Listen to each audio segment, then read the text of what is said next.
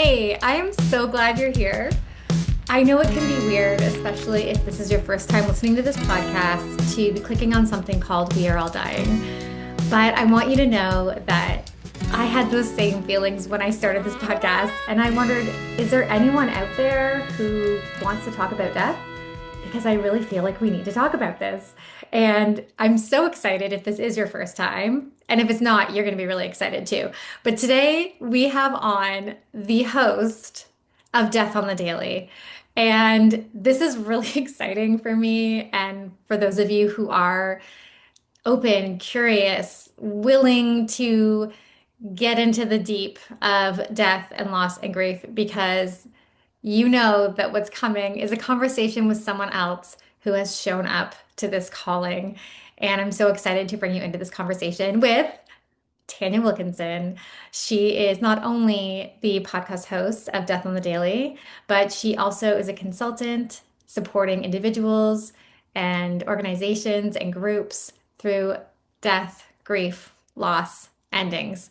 There's a lot. And I feel so fortunate to have had this time with her and to hear a lot more about her story and what brought her to doing this work. So thank you for joining us, and let's get into the conversation. Yeah, it's so nice to meet you. Awesome to meet you. Yeah, I've been looking forward to this. Me too. I feel like you might be the closest person to really understanding the passion that I have around these conversations. So I'm really looking forward to going in many different directions because I know that you already have and that you have comfort talking about so many different things related to death. So Yeah, yes, thank you for being here. So we'll just jump in and I'll add in our introduction after. love But it. yeah, I love to start by asking people if they can remember the first experience they had with death or when they Mm. realized, impermanence exists, that death will happen. Was there a moment when you were a child, or when did it sort of click to you that we're not here forever? Jenna, I love this. I love this question because I've heard you talking about your hamster. Yeah. Yeah. Yes, and it's brought up so much within me because for me it was my guinea pigs. Oh, yes. Yeah. Yeah. So I was always desperate for a dog, but my brother had asthma and so unfortunately meant my dog dream could never be realized until I was 35. So it took a while. But for me it was our guinea pigs. And I remember really viscerally actually my dad coming in because it's classic. I was a kid, got the guinea pigs, and then I didn't really do much by way of looking after them. I just did the cuddles. And I remember my dad coming in one morning looking really, really grey because I know that he was thinking, how on earth am I going to break this news? And it was that one of our guinea pigs had died in the night. It was a guinea pig called Bubbles. And I remember that it just completely floored me. And actually thinking about it, I had had a moment with a dead hedgehog in the garden. That was probably my first moment. I cried. And then the first moment of it really hitting me in that longer journey of grief was definitely with my guinea pig Bubbles, and then all the other guinea pigs that then went Ah, off to guinea pig heaven after that point. well, rest in peace, Bubbles. How did you navigate that at the time? How did your family support you? Is there Mm. anything that from that experience you've realized has sort of like been carried with you or you've had to work on or grow through as it relates to grief and death? Oh, you know what? For me, it's actually that if I can look back with compassion to myself and my family in particular, that was the first little warning sign that my family are not very good with death and grief.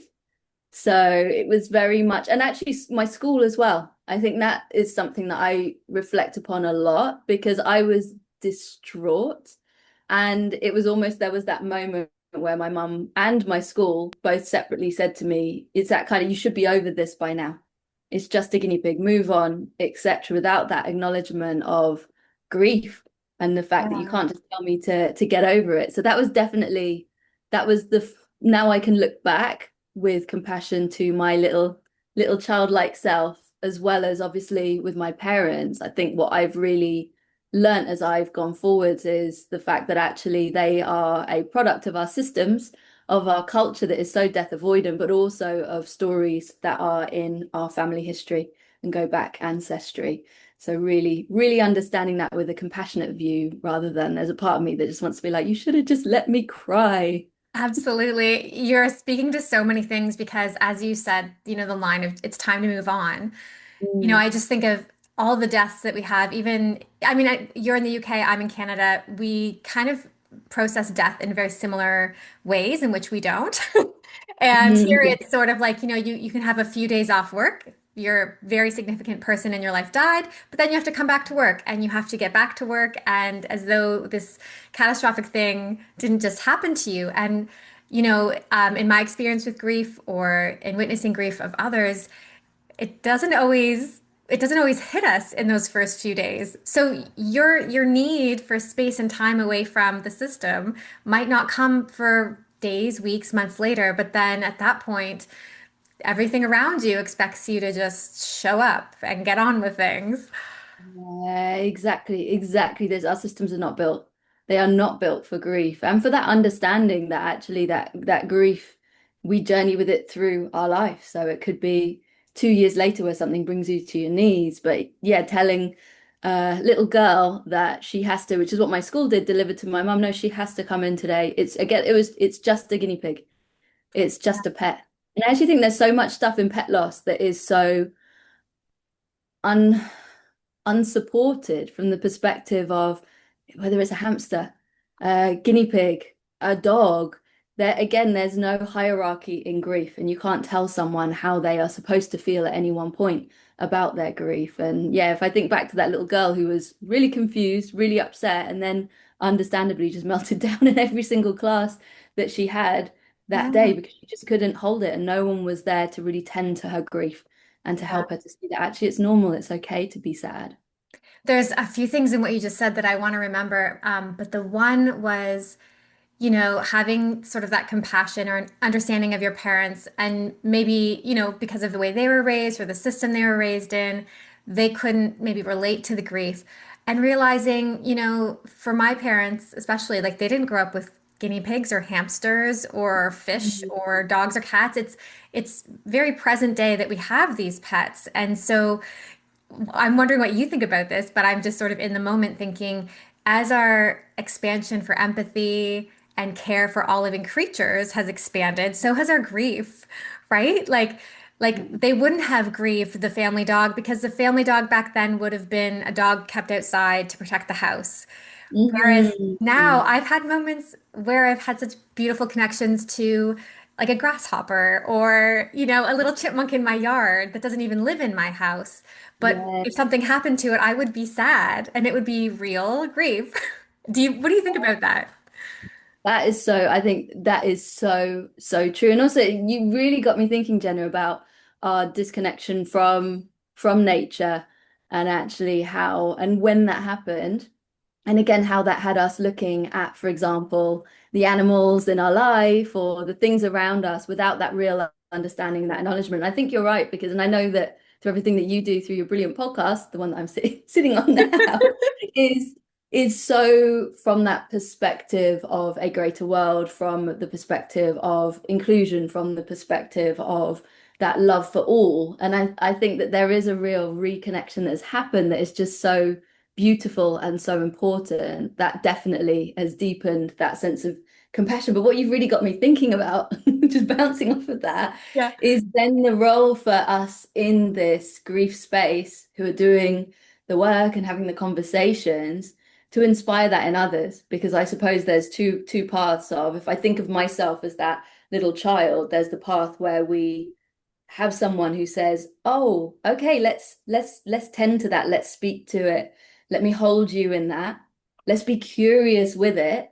And then you've got the other side, which is where if that's not spoken to, then you just go, "Oh, okay, that that's clearly not where I need to be right now. That's not what I should, again, those shoulds, the societal shoulds, what I Right. should be doing." So I think that is the power of these conversations is I always think this that grief work really does deepen our empathy. And a big part of that is where are we seeing grief right now? Like right now, I'm feeling Yes. grief at the end of summer, which I always Yes. feel every year.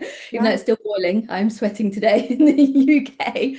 But I'm starting to feel that, oh, okay, we're going into autumn and winter, which I love.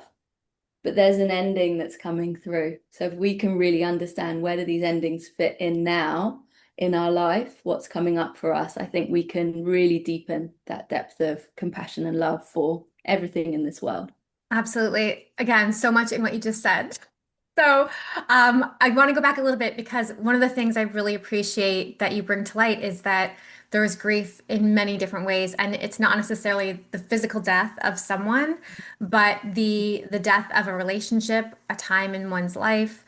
Mhm. When or how did that begin to show up for you? Was it through these conversations where you started to see, yeah, friendship loss? There's so much grief in that, or partner loss, or even, maybe the loss of an ability that you used to be able to do with your body, or a workplace that you used to work at. How has the expansion of seeing that grief in living parts of our life come into your life, into your conversations? Was it Mm. something that happened in your own life where you realized, wow, it's more than just the loss of a person physically through death, but Mm. these other deaths in our living lives? Yeah, it was grief of losing people who I love dearly that taught me, and it made me see and take a look wider and go, hang on a minute, is this grief?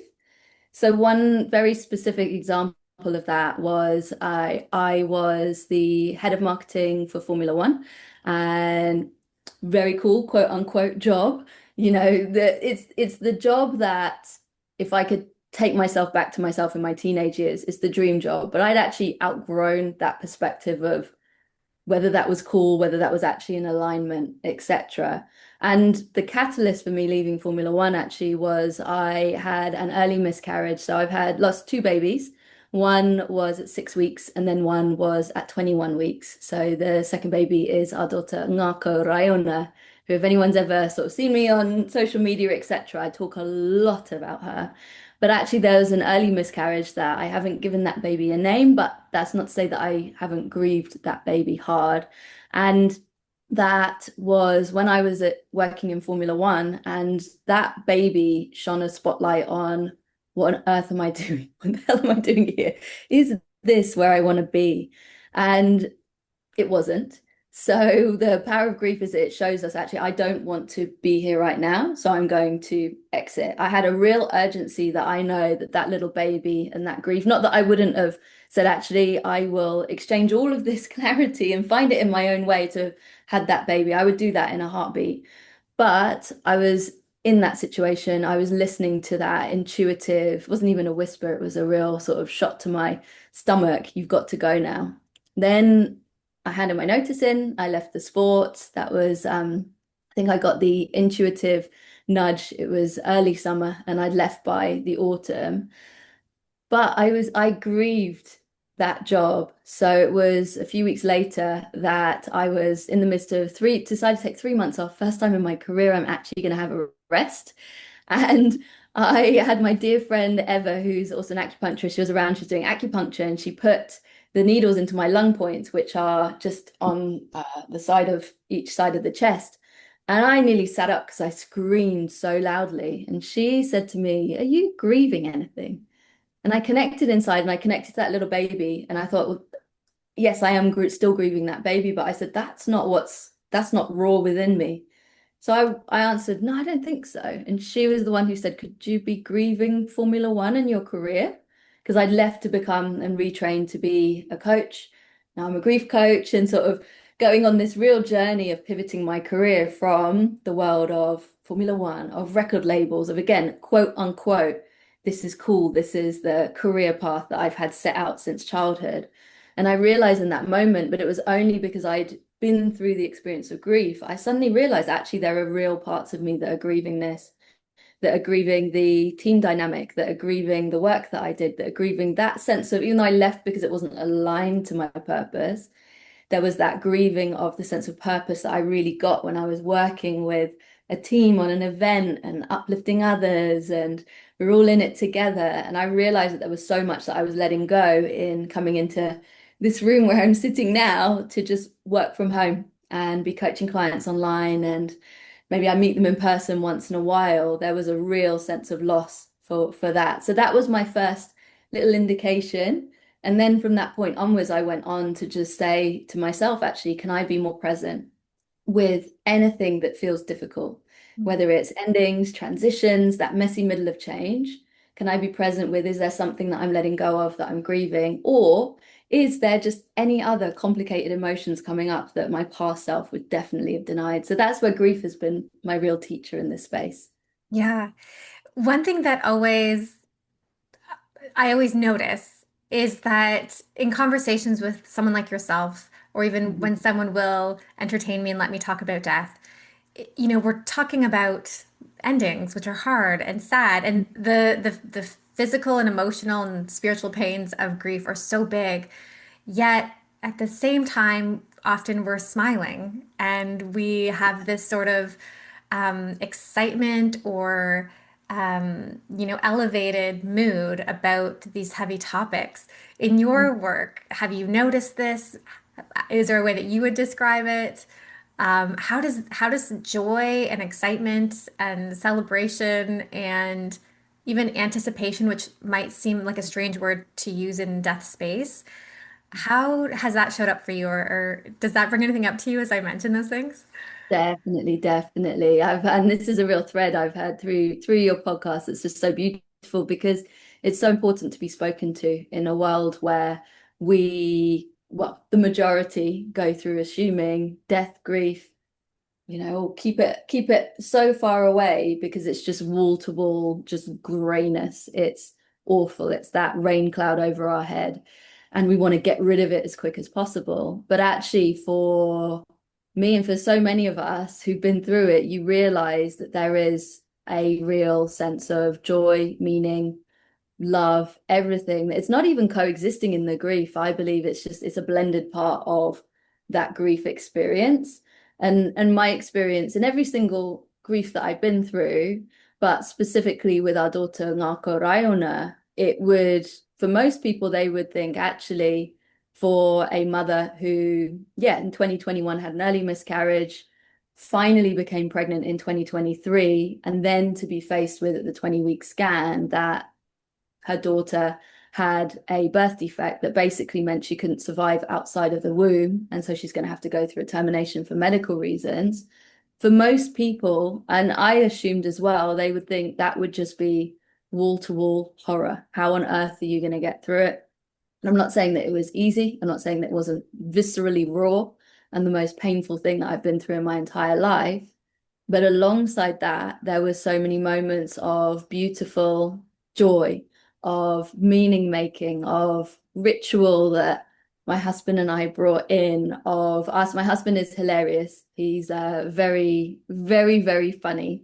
And there was moments where we were just doubled over laughing. And some of it was just in the dark humor that comes through when you're just faced with an utterly just unfathomable situation, and there'll just be something that'll just crack someone up. Or when I was in the hospital, I remember they put the what's it called, the thing that they put the medicine through, The the IV. it's You yeah, call it an IV?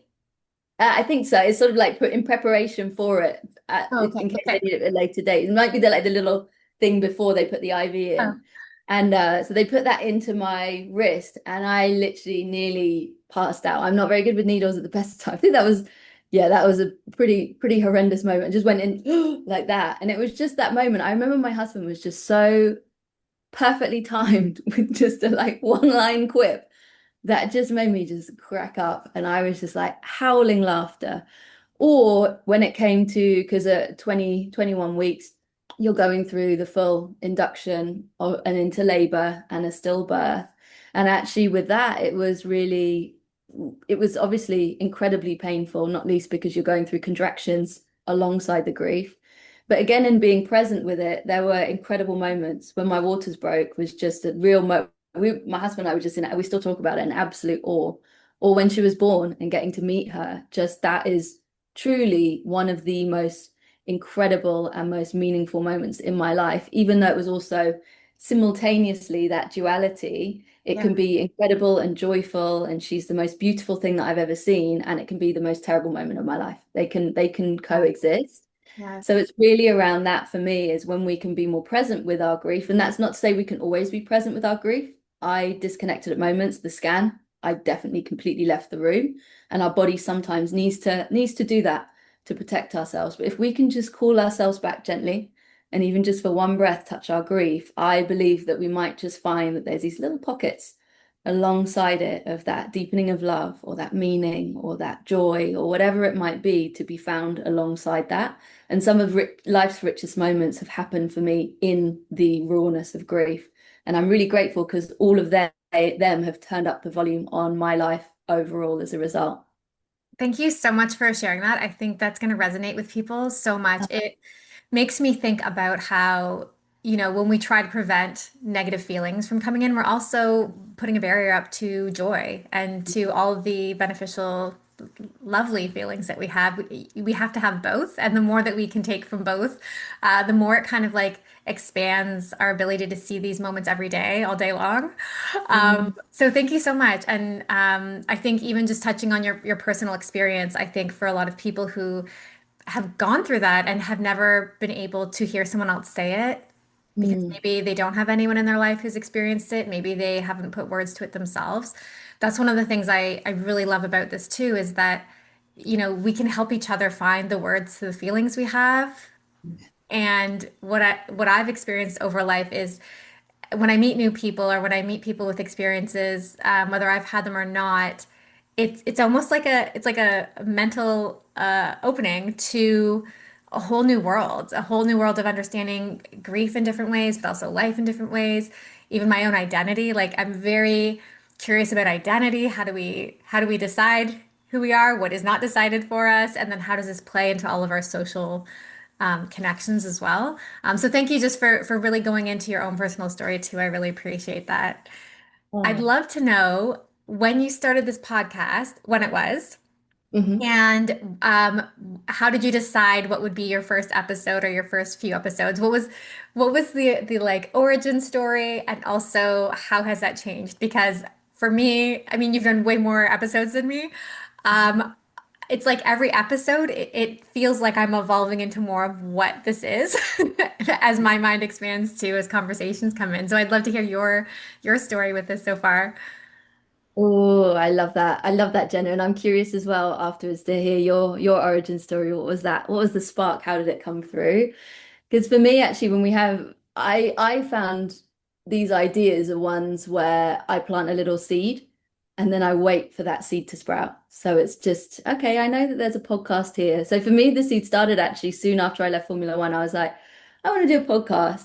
I tried to force it and I tried to push it into spaces that I was doing in leadership coaching and other stuff. But actually, at that point, before I'd really rooted into the grief space, thanks to our daughter, I was just forcing it. I had created, I was like, oh, is it going to be the interconnected leadership podcast and stuff based upon certain things that I was doing in business as usual? And I connected in and I thought, no, I'm on a journey to understand my purpose, not yet. So I planted that little seed in the back of my mind and thought, okay, you're just going to sit there. I'm not going to worry about you. I'm not going to think about you until I feel that creative flow, until something pushes me and goes, right, now it's time to go. Then fast forwards to, and it was actually when I was in the hospital after our daughter's stillbirth, and we were spending the morning with her. And I remember just looking in my mind to the forwards path ahead. And I had this real moment of clarity that my legacy is going to be so deeply intertwined with her because she's going to inspire me to do more in the grief space that I'd already started to dip a little toe into. So my granddad had died the year before, and after that, I'd done training in end of life doula. And I was thinking about that as an avenue, although I've now veered off into the grief coaching space. And I was thinking, okay, where do I want to go from here? But again, at that point, I knew there was a podcast. I knew that the podcast was going to be about death and grief. But I thought now's not the time. Now's not the time. I'm literally in hospital with my darling daughter. We're looking towards her beautiful woodland burial. Again, just water is almost like, okay, I've got the watering can with some fertilizer and a little bit of nice compost and stuff. I'm just going to pour that on the seed and I'm just going to wait. So then fast forwards to it was the August after. So our daughter died in September 2023. And I suddenly felt it was go time. I felt that real urge. I thought, okay, I am ready but also have that real fire lit inside of me for that forwards momentum. And I thought, okay, I'm going to take my time with it though. I do have a habit of rushing into things. But what I did was I basically just ran into it. It was almost like it was just channeling through me. And it was in the few weeks before our daughter's first birthday as well. And it just felt so right. So effectively, what I used to do is I'd light a candle as a little ritual and I just started writing. And I thought, okay, yeah, podcast, what do I want it to be called? And name just came straight flying out. Death on the Daily. It's all about how does death show up for us on the daily in all of those multitude of ways, and how can we speak to how death and grief are showing up for us in life. And from that point onwards, then it was just like go, go, go, go, go, go, go. And I haven't stopped since, whilst also acknowledging I don't want to burn myself out within the process. I want to step out of those harmful societal systems. But it's a real creative space for me, and I've been very guarded and boundaried in making sure that it feels that way. But yeah, it's just been it's funny because actually if I think about it, it was a lot of that winter period of dormancy that then led to it being go time. It's spring now, right? Come on, the seed's sprouting. Oh wow, look, we've got a big plant that's about 6 feet tall now. Let's go. I love this. Oh my gosh, it's so relatable. So I want to get into that in a second, but there's one question I was really wanting to ask you because it's Mhm. where I see myself holding back still, which is there's so much in death, right? There's in where I grew up, I haven't seen a lot of violent deaths, murder, those sorts of things that are a very different death than, when my grandmother died because she was old and that was kind of her time. And Mhm. so I'm always kind of challenged with maybe the sensitivity to death or the audience that may take it in because so much of what I want to say about death is death reminds us that we're alive and we need to maximize our experience here. And it's so beautiful to think about how this is all impermanent while also realizing someone might be seeing that who just lost their partner or their mother or they're gonna die. And like, have you felt that before where you are worried or concerned about how your message that may be filled with hope and beauty also lands with those who mind my language, or like, fuck off. Like, I'm dealing with something so horrific. How dare you say life or death is so beautiful? Like, have you ever had that sort of Yeah, conflict? yeah, Yeah. especially in this world, there is a real tension there. And also if you because I speak a lot because my experience is rooted in my experience with my daughter, with my grandfather, with the baby loss, the baby that I haven't quite connected into it as a little being. So I see that one as a miscarriage. But obviously, if I think about actually where I was when our daughter came in, if she'd have gone early, I would have seen that little person. So for me, all three of them are so rooted in love, but there's always a real consciousness that that message won't resonate for someone where there is trauma, where there's abuse, or where there's just distance, where there's apathy in, for example, a relationship with a family member. And then obviously there's the trauma where it is deaths that are completely unjust. Mhm. And yeah, whether that's murders, whether that's obviously the bigger scale genocides that are happening right now on this planet. So there's definitely that tension. And I think for me, it's really understanding not every conversation is going to speak to everyone, but actually, and I know that you do this from the guests that you invite on, actually being open to invite on that diversity of thought means that the conversations won't just be rooted in that space of love and light and grief, which is and can be toxic and can be erasing of other people's experiences or expecting people to fit into boxes. And I think for me, it's really around there is joy to be found, but ultimately the main step is just meet yourself exactly where you are today Hmm. and So good. see what comes up. And actually, if that experience is just it's terrible right now, I don't know how I'm going to get through this. That is totally okay. Equally, Mhm. when I talk about the presence that I found, because my story is really rooted in my daughter, giving me the inspiration to be present through her death, her stillbirth and then all the way through to her woodland burial. I basically felt her kicking in my stomach on the way back from the hospital, and she just reminded me, I'm still here. Hey, I am live and kicking right now.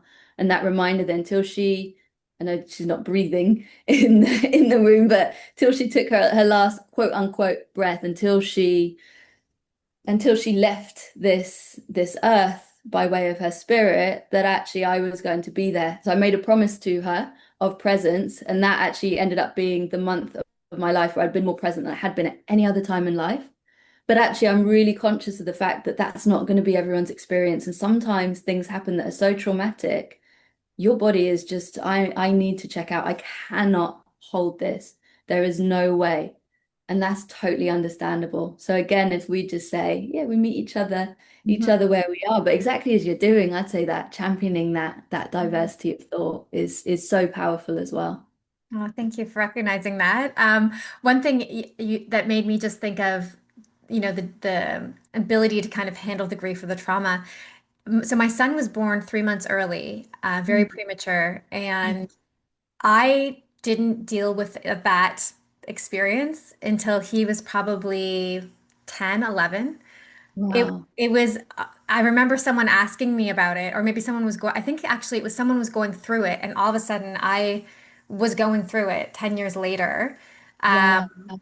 and but it was like grief, and he's luckily healthy and here. Mm. But it was at the time my body just had to go through what it was going through. I was not Mm. present with it at all. And so that was a very interesting experience to see the delay, right? And Mm. that our body does, it protects us in certain ways sometimes by tuning out. Um, and yeah, so thank you for sharing your origin story. What I really heard from it was this was a calling for you. This was one of your callings. I'm sure you have had many and you'll probably have many more. But it revealed itself to you to walk into it, to step into it. And in the world of, there's probably what, 5,000 new podcasts starting today. Most of those will have 2 or 3 episodes, and then they'll never have more.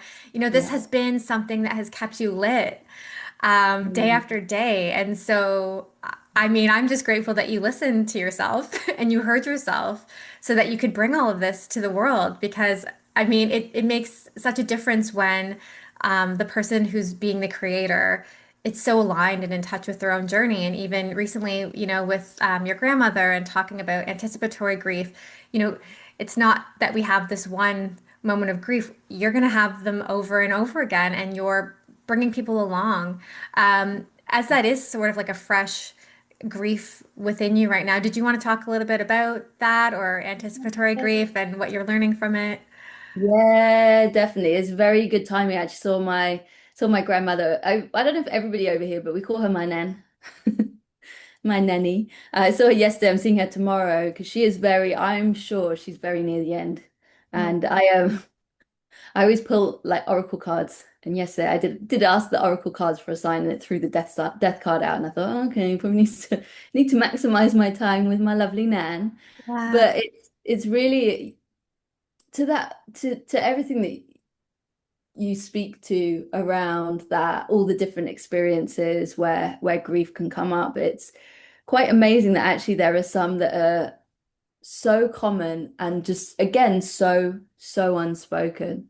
So anticipatory grief is a real big one. And obviously for a lot of people, when it comes to supporting someone and journeying with someone who's dying, there's whether it's a terminal diagnosis or whether it's like with my nan, where she's had dementia for well over a decade now. I'm pretty sure it's been a long, long journey, but it's clear to see by way of her almost like she's turning towards the wall, as they say in their end of life doula circles. You see them start to just in presence, just not quite be here. And she hasn't been able to speak for a long time, but now she can't even scratch her nose or anything. And what that can bring up for a lot of people is a sense of grief before the death itself happens. And for a lot of us, again, in our death and grief avoidant culture, we're terrible at talking about grief after someone dies let alone when someone, whether it's that they are actively caregiving for a family member or a friend, or it's that actually they are a bit like me, going to visit them as much as they possibly can. And there's a lot of things that come up, whether it's when they are sitting with them, or like for me yesterday when I was getting the train back home.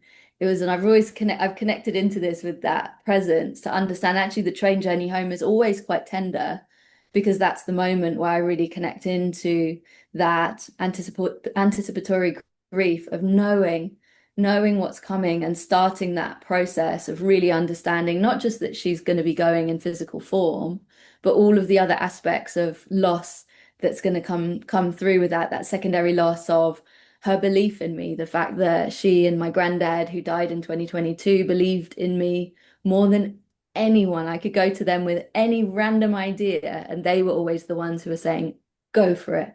When, for example, my mum and dad might go, oh, here's a list of considerations as to why you shouldn't do that because that doesn't feel safe for us. They always encourage that creative life force within me. So realizing that that's going to go, realizing, little things like the handholds, the nan hugs, the just the sound of her voice, all of these things, but also in anticipatory grief, there can be around financial secondary losses and other things that again might be impacting earlier. That if we're not present to it, we can just be there suffering in silence, not knowing actually why am I feeling terrible at the moment? Why am I feeling low? So for me, it's always an invitation, both within ourselves to connect into that, as well as when someone is going through for example, a caregiving journey or just journeying with a family member where you might be really conscious of, oh, my friend or whoever it might be, or colleague, etc., is journeying with someone who is going to die, whether that's in a year, it can be longer term, it could be 2, 3 years more. Actually just keep checking in with them. And just, again, we can do the check-ins with ourselves to say, how am I really feeling right now? What's coming up in my grief? What is my grief trying to tell me? But equally, we can invite that just by checking in with others and just asking that question, how are things with your nan or your mum or whatever it is?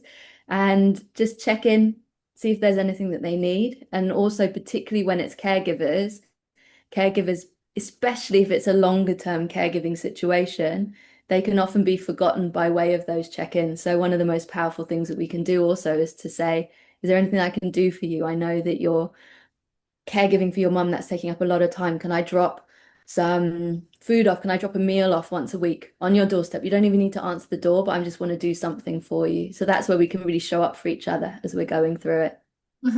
What I love about that is, I've started to try and do this in my own life, where even if it's not present that someone may die, I've said to my best friends, our parents are going to die. Ooh. I want you to know that when your parents die, I'm here. So tr like trying to have those conversations before, because Oh. I find it so hard, even though this is what I do I talk about death all the time. It's so hard to still know what to say when someone dies. Mm. And if you haven't already bridged that space, then it feels more foreign, right? So even if it's not my mother is dying right now, but knowing these people that you care about are going to lose people in their life, or I've even said in friendship conversations lately, like I'm in my 40s. I might have a terminal illness at some point. I Mm. want friends who can be with me in my death. So and I don't know if you thought about this. This is the first time I've actually brought our own deaths into this conversation, Mm. and sort of how that mixes in too. But yeah, like how can we, anticipatory grief and death is actually in everything, like you mentioned with Mm. the summer ending. Yeah. How can we actually talk about it as early as possible? And I think that's what you and I are trying to do is Yeah. just get people to talk about it wherever they're at, is just even say the word dead. That can be very hard for people to say the word dead or death versus loss, no longer here, so just having that as Mm. part of our everyday conversations, I think. But bringing up that piece about our own death, let's go there. How has Yeah. this journey for you changed thinking about your own death? Was there anything along the way, whether it was a book or a conversation or, anything that you just kind of were like, oh, I'm also going to die. Not only is everything else going to die, but like, I'm going to die. Well, what has that been like for you?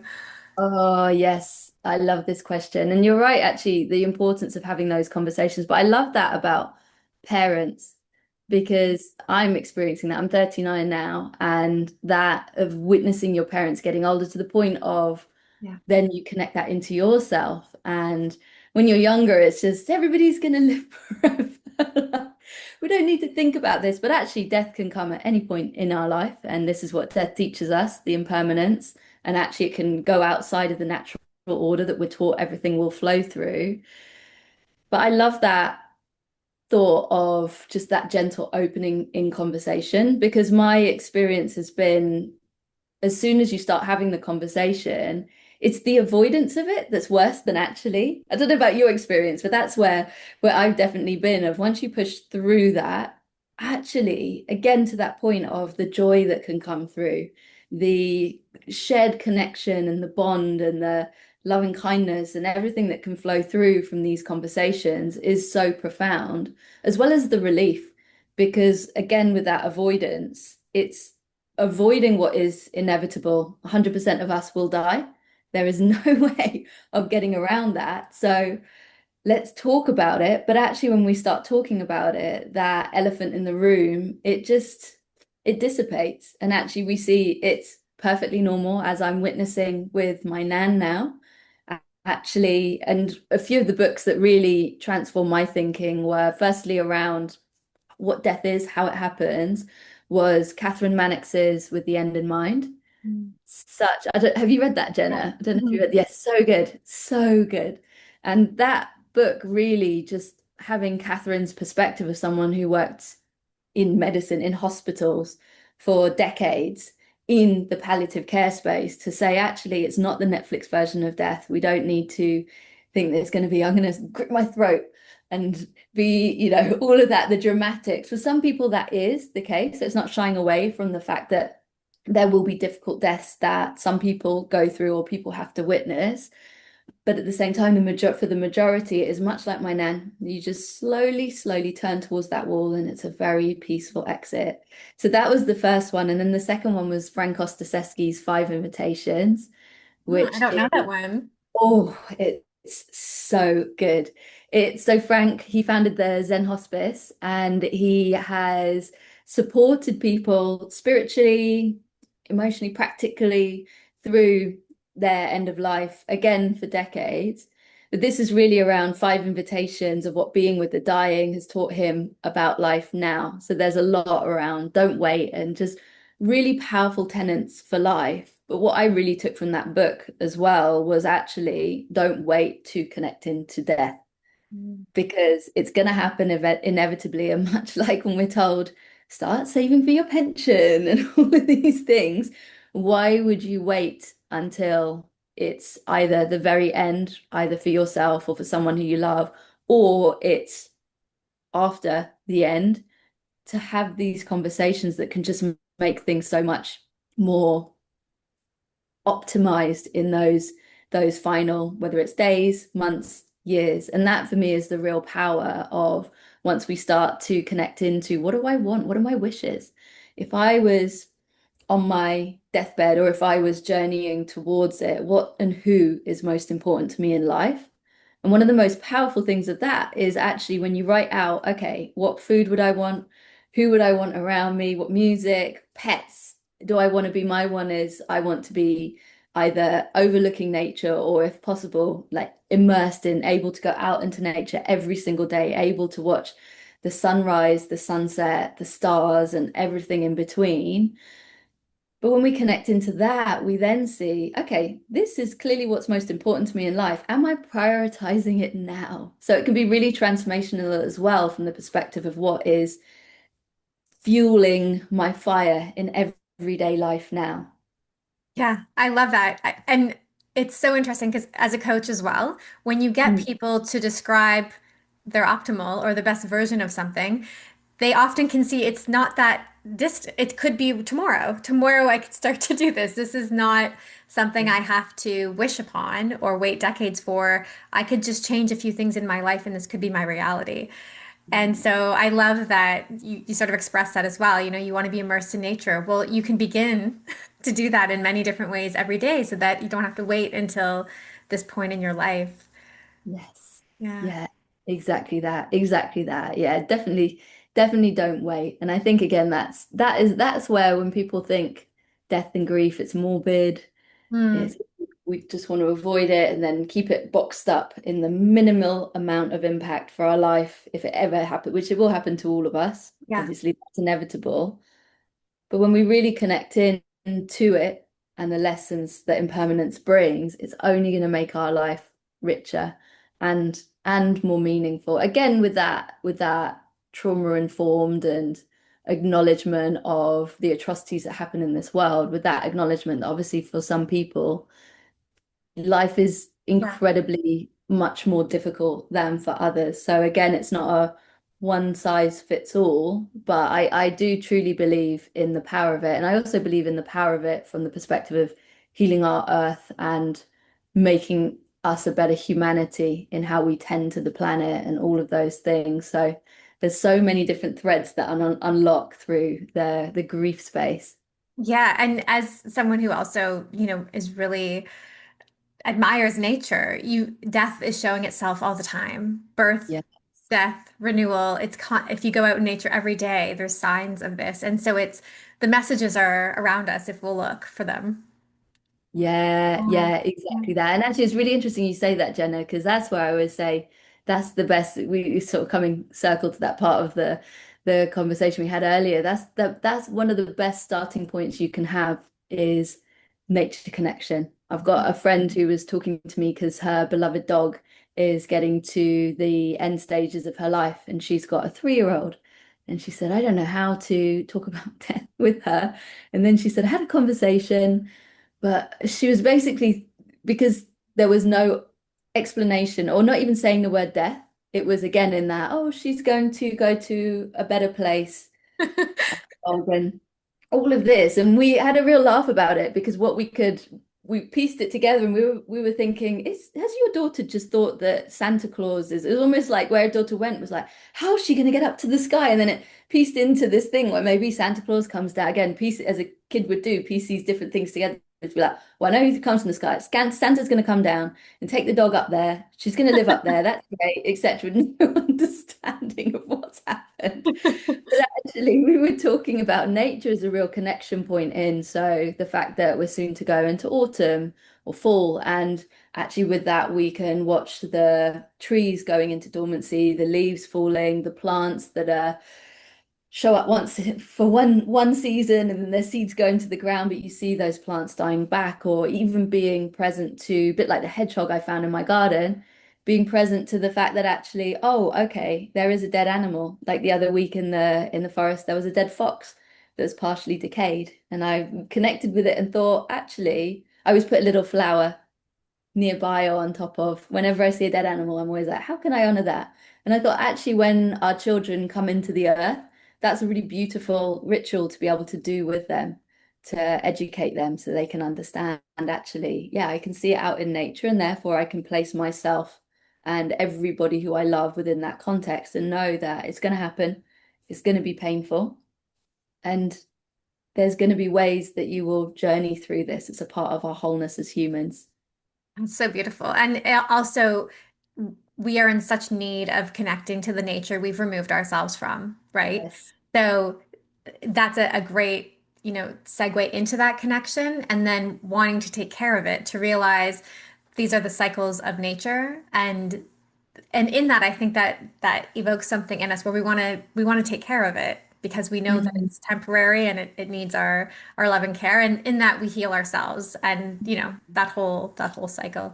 Um, do you have visions for where you'd like to go with this? Are there some things that you boldly want to say, one day I'm going to do this with this podcast or with death or grief? Are there, images or things that you imagine, whether they're events or books or anything that you Ooh. feel called to that are kind of being seeded right now as you're watering them? Oh, Jenna, love this question. For me, it's definitely continuing to grow death on the daily. So that's really going to be the bedrock of these twice weekly conversations. But from that, then definitely whether it's grief groups, I'm also looking at how I can support people as well through, for example, I'm thinking about how I do storytelling, whether that might exist in like journals. I'm thinking even about kids' books. I've got some stories that are kind of coming through. So there's like loads of different areas that I'm exploring. But again, for me, it's really around let myself just be creative in this space. Again, there's that business as usual side of my business, but my dream is that actually, because in my business, I do a lot of having come from the world of Formula One and Columbia Records and Geffen Records and advertising and that side. I still work with a lot of big brands, whether it's, for example, Formula E, the electric version of Formula One, who I'm working with at the moment. That's my business as usual, doing a lot, also doing a lot of like leadership coaching and other stuff. But eventually I would just love for grief to just become the sole focus of everything that I'm doing. And to our earlier on in the conversation, that tending to any and all endings in life.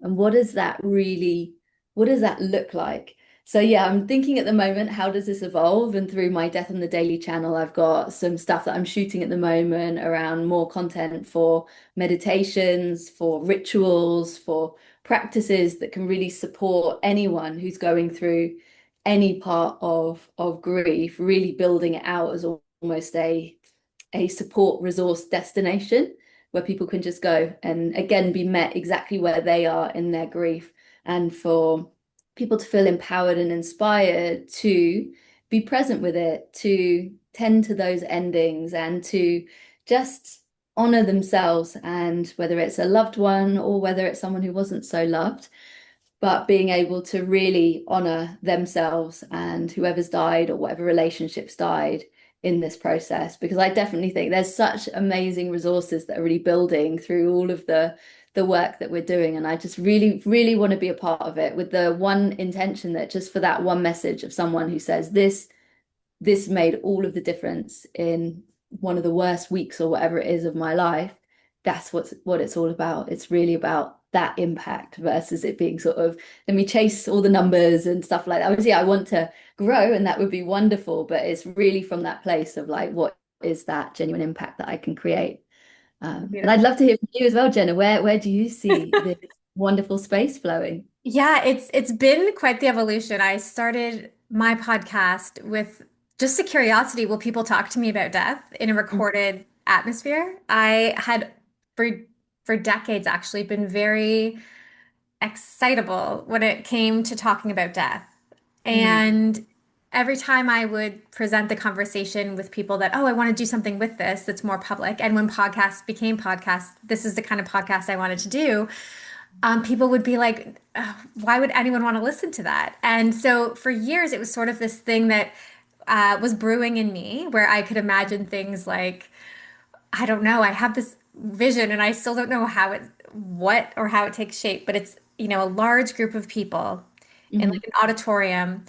And I just imagine guiding them through this experience. And at one point they turn to each other and they just say, I'm dying, you will die. But in a beautiful, very like Wow. shared, I don't know, it's like this, it's so it's like something in my future I can see. And I Wow. don't know how it gets there. It could be next month, it could be 5 years from now. I'm not really sure. But I really feel moved to bring people together, Yeah. to share in their own acceptance of death so that they follow their callings. So for me, a big thing is helping people let go of whatever societal, cultural things that have prevented them from Mm, coming forth with their voice, with their gifts, with their skills, with their callings, because I believe a better world for all of us is when we show up to those callings. No, yeah. no one is called to harm. No one is called to isolate. No one is called to hoard all their money so that others suffer. Those aren't callings. Those are confusions of, Yes. right? And Yeah. so, and I believe inside of everyone there is, and I think sometimes it can be unsettling when you hear your calling. One of my callings is laughter yoga. I don't know. Do you know what laughter yoga is? I think I've heard of it. I don't know exactly what you do. It's super bizarre. And it's almost so it's you gather people together and you simulate laughter. And through that, you get the benefits of real laughter. You get shared connections. So even in a group of people where there may be language barriers, cultural barriers, language or laughter doesn't is a universal language, and it helps with your your physical health, your emotional health, all these things. And so I've suppressed this calling for so long because it seems so weird, but I know one of my callings is to bring millions of people together to laugh together.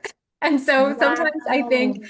I wonder all the time, there's other callings that people have and they might just think that that's so weird or how are people going to embrace it? But as you step into it, as you have with what you're doing, it just naturally takes on a life force of its own. It just once I sort of declared and I got my certification, it's just everybody wants to do laughter. Everyone's ready for this, Wow.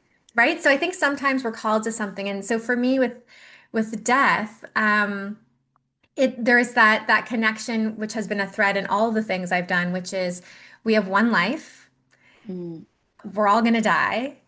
And so, and from my own experience with personal suicide and things like that, where I'm like, I am still here, so I'm gonna max this out because mm, there is a day that I won't be here, so I may as mm. well do all the things. Realizing as you get older that no one remembers anything you did anyways, so it's really your own experience. Yeah. And so I started the podcast with, will people just talk about death with me? I hope it inspires people.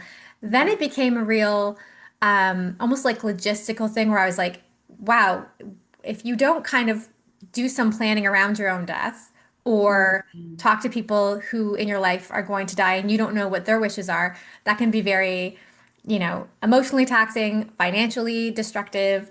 There's all these complications that happen when you don't talk about or plan your death. So then it was a little bit of that. And then it was sort of realizing like there's an industry around death. Like there's a mm, lot of maybe even like exploitation of people and their emotions in order for mhm, financial gain. So then I was like, okay, so then that kind of was like where I was going.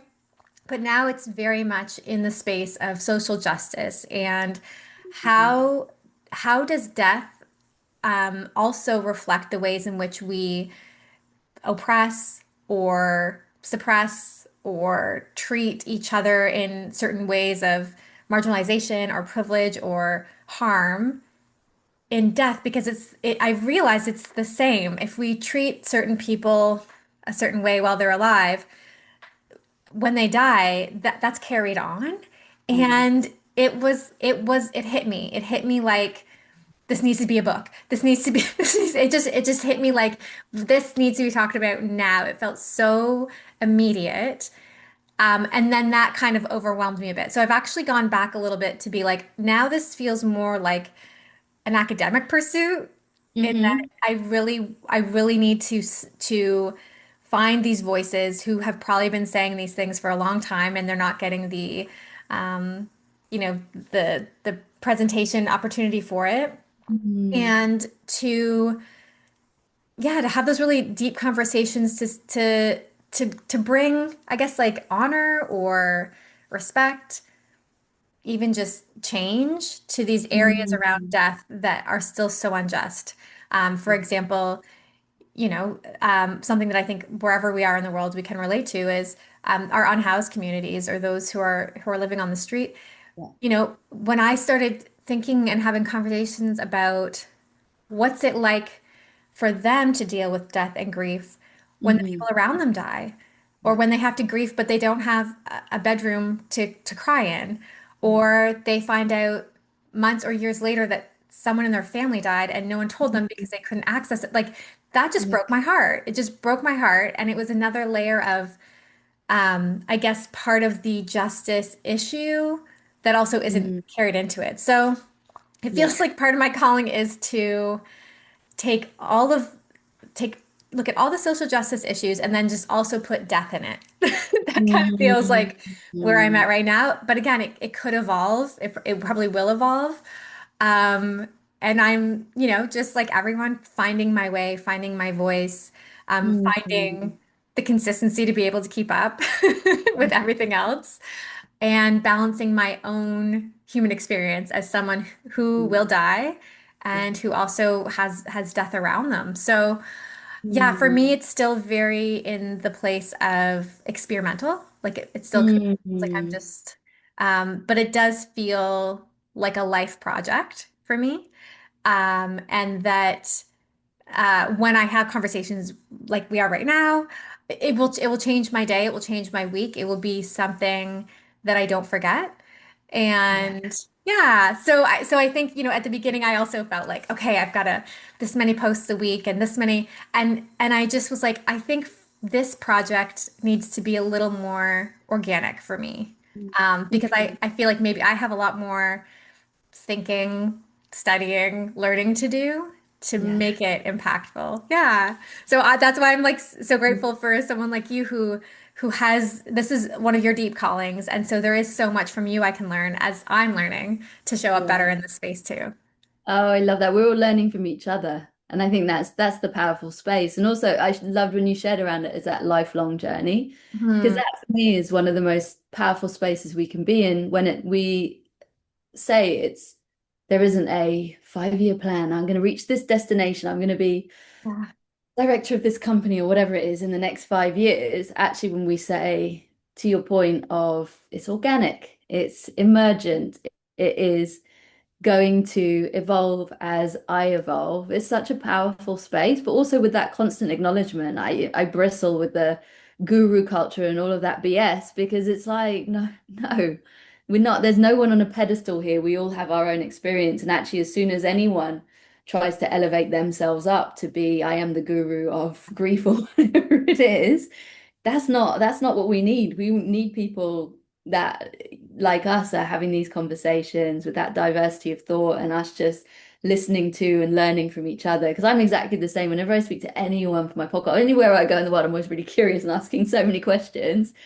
And I just am thinking, wow, I've learned so much from you. From I've learned so much today from you, from your experience, from this powerful vision that you are holding. I'm so excited to see as all the different elements bloom in the way that they're meant to be, because actually that is where we have that compounding effect of all of us as humans. But I feel like, yeah, as soon as we put it in those boxes of that individualistic Hmm. dream that we have those pipe dreams, and for me it kills the joy and the purpose and that deeper meaning behind it. So I'm definitely in alignment with you. Just keep it organic, see where it goes, see where it sprouts. And it is interesting for me, every 6 months I chart everything out on a piece of paper of what feels most important to me and which of these feels most important. And in these moments where I'm in this incubation period, 6 months can go and the whole thing looks completely different. In Right. everything. That's okay. Yeah. Yeah, that's the most important part, I think, especially, as coaches or guides for people is like, it's okay. It's okay. It's okay if you had a path and you started on it and you realized not for me and you went in a different direction with it.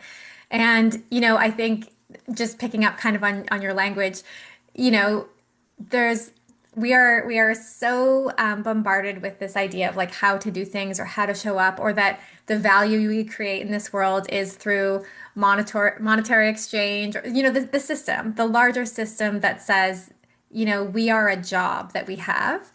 And so I think, in small ways, it kind of feels like an act of rebellion for us to just be like, I'm going to do this how I want to do this, that fits within no timeline. There's no time for this. I'm just doing this. I'm just being guided by this and I'm sharing as I go. And I'm not going to box it, right? I'm not going to box it or package it or all that language that's around just like how do you participate in that Yeah. system, right? Where it does become someone is the best or someone is the guru or the guide. We can Yeah. all be guides for each other. Even, Totally. many of the people who have guided me on this are not in this space. They're just human beings living their life, sharing their story, and that's helped me with mine as well. So, oh my gosh, Tanya, this has been amazing. I Oh, would love to talk to you many more times. So let this be yes. like an introduction, and maybe maybe every couple seasons we have a conversation and we see Sure. where it's brought us. I would love that. Yeah. Thank you for all the work that you do and continue to do. I'll make sure to put all your links in the show notes. And oh, one thing before you go. If there was a moment in your life where you can think back where grief, death was so heavy for you, and maybe in the moment you didn't have, the voice or the words or the direction that you would now give yourself, Hmm. what is something you would say to yourself then that maybe speaks to somebody listening today? Ooh, ooh, I think I'm gonna take myself to in the car back from the hospital after the scan because I spoke to my friend who said to me, "You will get through this." And her perspective was because I did. So she'd been through a very similar situation. But if I think about what I would have said to myself before, almost before needing to have that conversation, I think I think I would encourage myself with the words because I know that I knew that there was a debt. I already felt the strength within me, but a big part of my mind was like, no, no, no, no, no. So I think it would just be those words of, you will get through this. You can get through anything. It's going to hurt, but actually it will all work out okay. And there is joy to be found on the other side. Mm. Thank you so much, Tanya. Thank you, Jenna. Thank you so much for joining us in this conversation today. My hope is that there's something that we shared that spoke to you that has you curious or has you feel seen or heard, and that maybe you can take something from today and pass it on to someone else in your life. If there's a topic around death, loss, grief that you'd like us to explore on the show, please reach out. Let me know. I love hearing from you. And the more people that talk about death, loss, and grief, the more competent and confident we are to talk about it.